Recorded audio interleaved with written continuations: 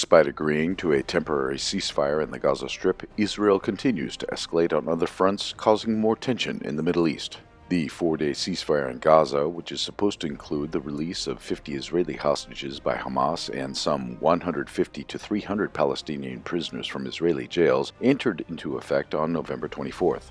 However, tensions remained high on other fronts. The Israeli Defense Forces stepped up operations against both Lebanon and Syria in the days leading to the ceasefire in Gaza. On November 21st, two journalists from the Beirut-based Al Mayadeen TV and a senior member of the Palestinian Hamas movement were killed in two separate Israeli strikes on southern Lebanon. More escalations were reported on November 22nd. Another Israeli strike on southern Lebanon killed 5 Hezbollah fighters, one of whom was the son of a senior official of the group.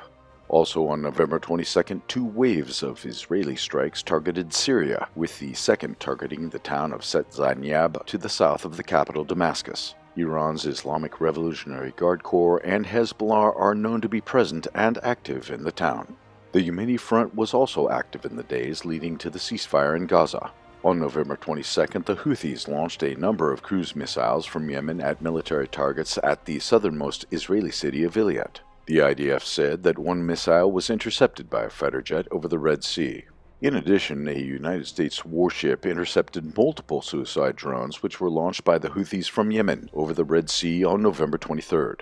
The U.S. contribution to the Israeli war on Gaza was not limited to the Yemeni front. A series of U.S. strikes hit Iraq on November 21st and 22nd, killing 9 fighters of the Iranian-backed Islamic resistance in Iraq. The Pentagon said that the strikes were a retaliation to the recent attacks on U.S. forces in Iraq and Syria. The IRI responded with a series of rocket and drone attacks on U.S. bases in both countries.